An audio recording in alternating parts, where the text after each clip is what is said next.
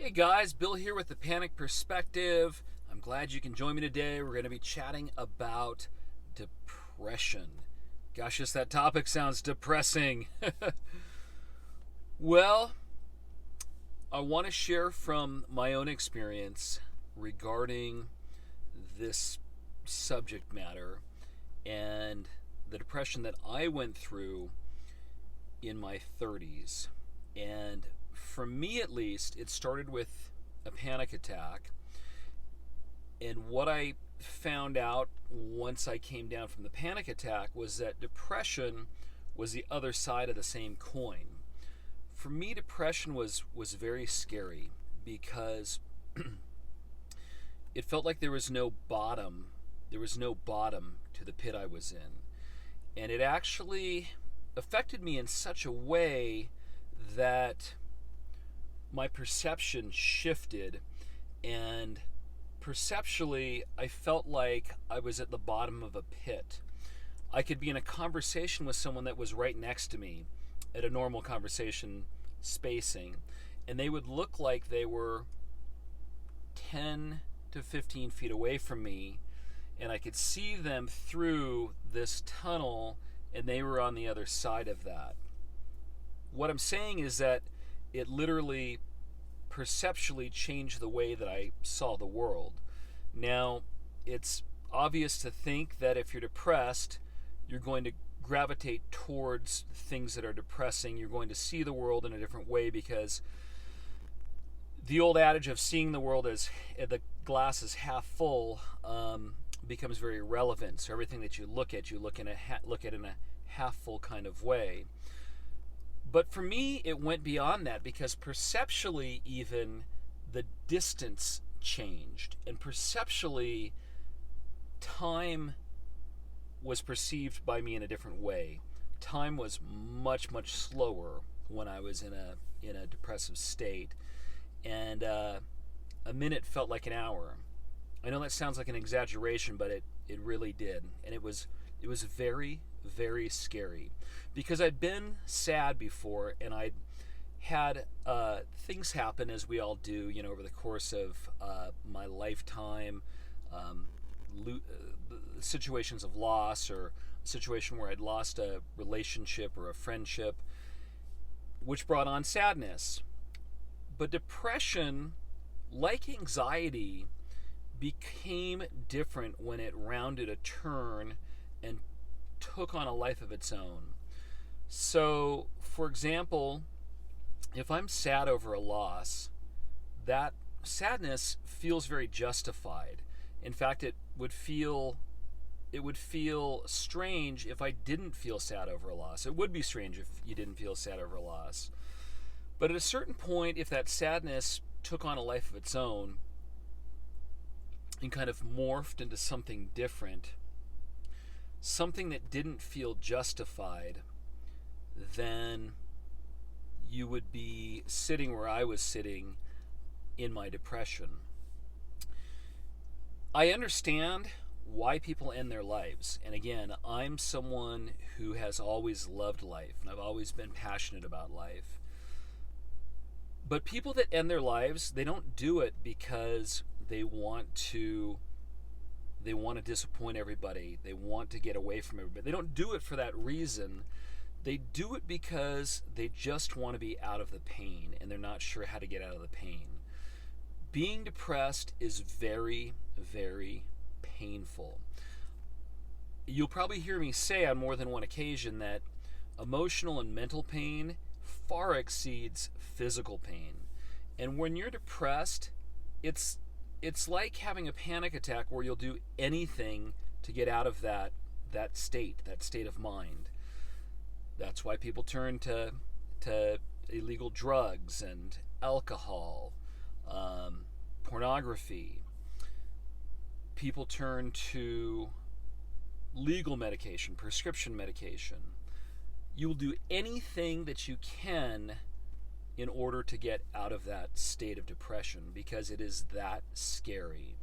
So what I want to do today is I just want to share some actionable things that I think will help you. And this is a very, I I would say this is a topic with a lot of depth, and there's a lot of facets to this topic, and so we'll drill down deeper over time.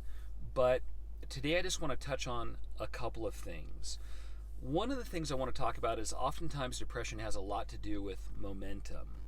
And if you're depressed, it's something that has been working in your head, or you've been working on in your head, usually for quite some time.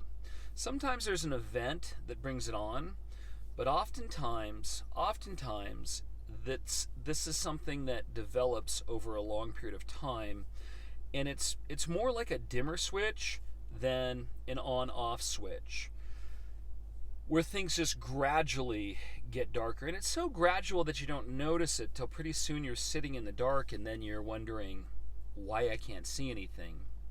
I had an experience the other day. I was in a room with my family, and we were having dinner, and it was right at dusk. But when we started eating, it was still light out, but it gradually got darker and dimmer and dimmer and dimmer.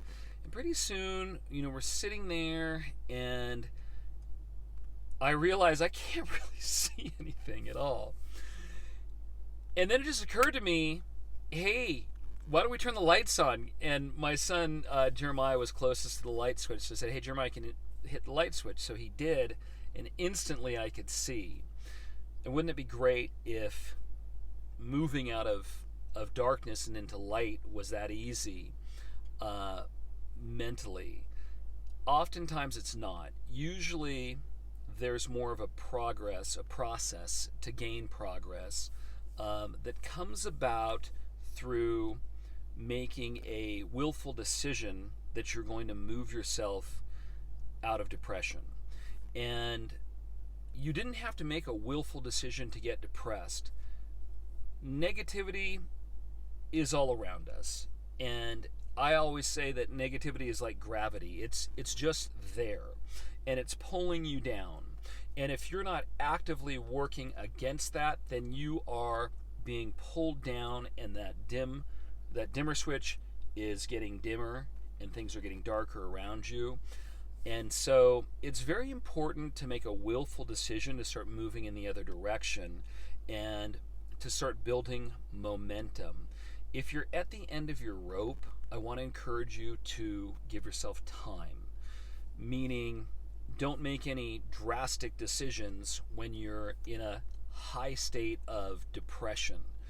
Give yourself several months and say, I'm going to give myself time to figure this out. And then I want you to start to work a little bit at a time to start moving yourself in the right direction. And some of the things that you can do to start moving yourself in the right direction may just be starting with taking care of yourself. And so, for example, if you like to take a bath, take a bath. If you like ice cream, treat yourself to an ice cream. Do some little things to give yourself a pick-me-up.